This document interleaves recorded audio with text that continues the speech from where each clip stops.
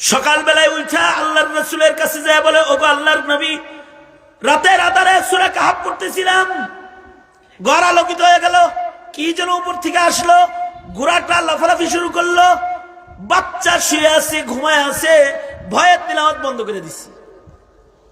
আল্লাহর রাসূল বলে, সাহাবী, তিলাওয়াত বন্ধ করলে কেন রে, চালু রাখতে?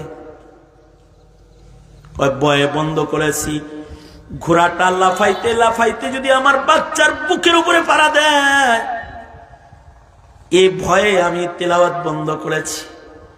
আল্লাহর রাসূল বলে, তুই যখন সূরা কাহাফ পড়তেছিলি, আল্লাহ তোর তিলাওয়াতে এত খুশি হয়েছে যে তোর ঘরের উপরে সরাসরি রহমতের সাকিনার বর্ষণ শুরু হয়েছিল, সাকিনা বর্ষণ হইতেছিল, আর আসমান থেকে রহমত নিয়ে নিয়ে ফিরিস্তারা তোর ঘরের ভিতরে আইতেছিল আর যাইতেছিল।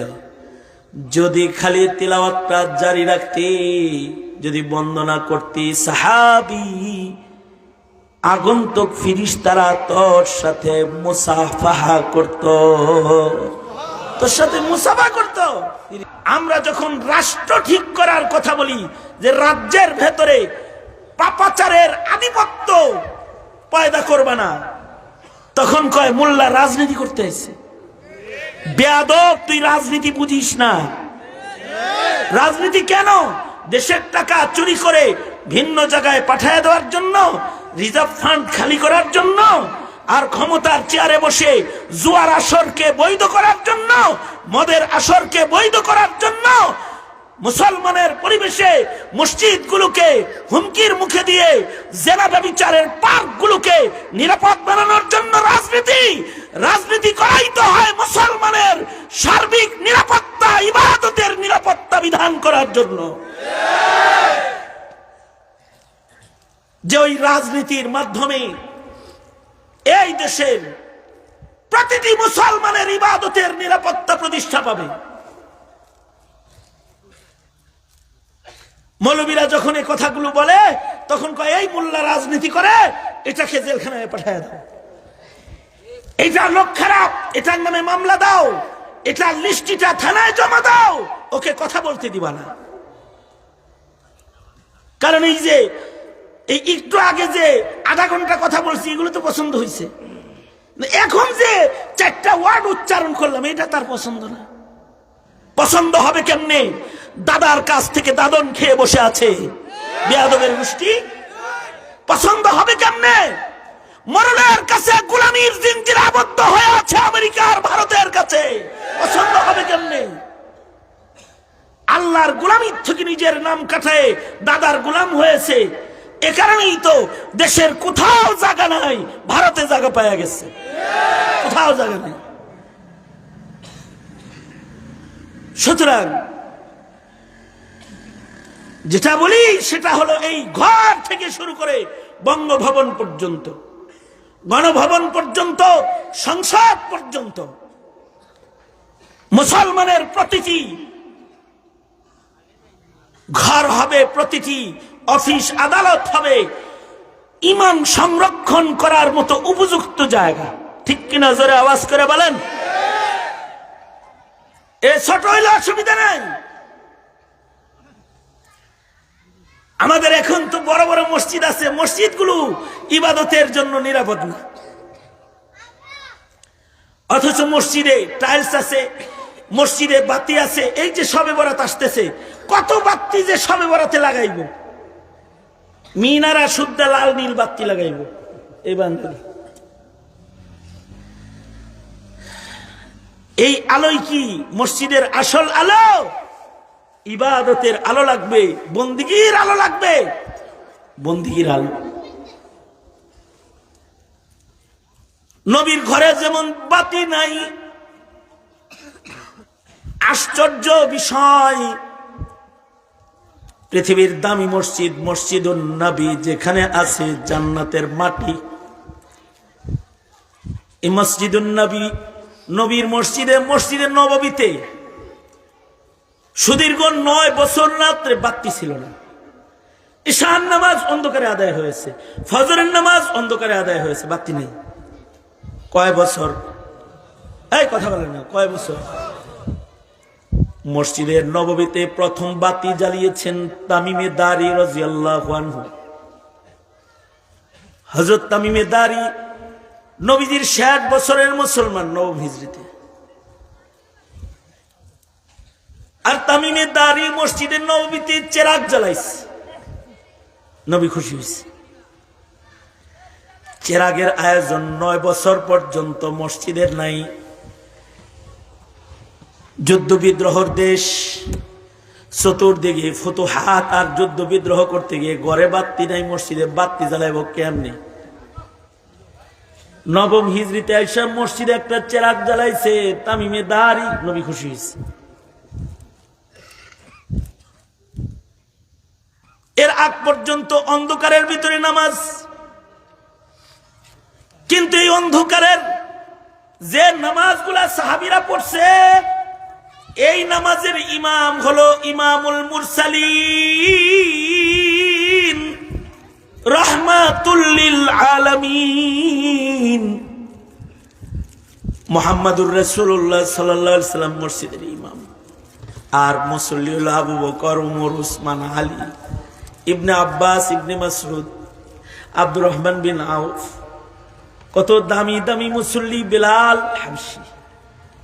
যেই মুসল্লিরা সেজদা দিলে তাদের সেজদার ভারে জমিন থরথর করে কাঁপত। মসজিদের মুসল্লি হলো তামিমে দারি, 2 রাকাত নামাজে টোটাল কোরআনে কারীম খতম করেছে।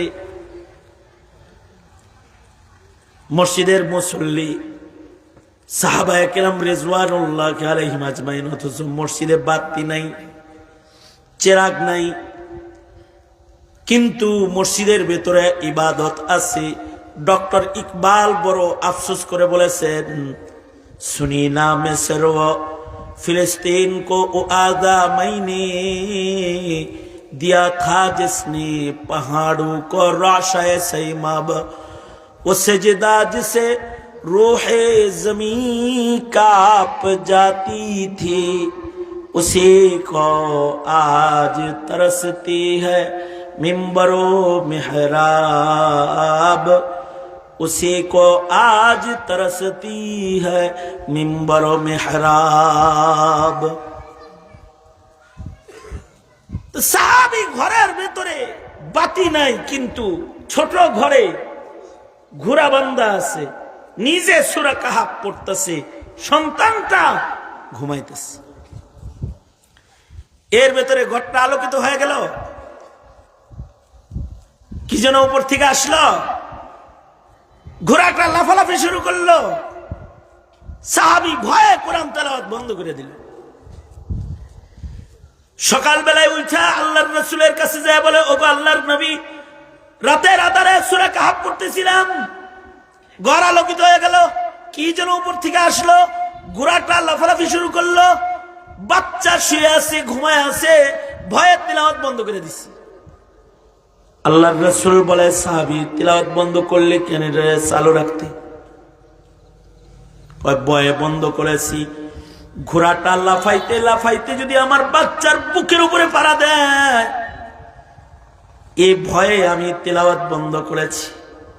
আল্লাহর রাসূল বলে, তুই যখন সূরা কাহাফ পড়তেছিলি, আল্লাহ তোর তিলাওয়াতে এত খুশি হয়েছে যে তোর ঘরের উপরে সরাসরি রহমতের সাকিনার বর্ষণ শুরু হয়েছিল, সাকিনা বর্ষণ হইতেছিল, আর আসমান থেকে রহমত নিয়ে নিয়ে ফিরিস্তারা তোর ঘরের ভিতরে আইতেছিল আর যাইতেছিল।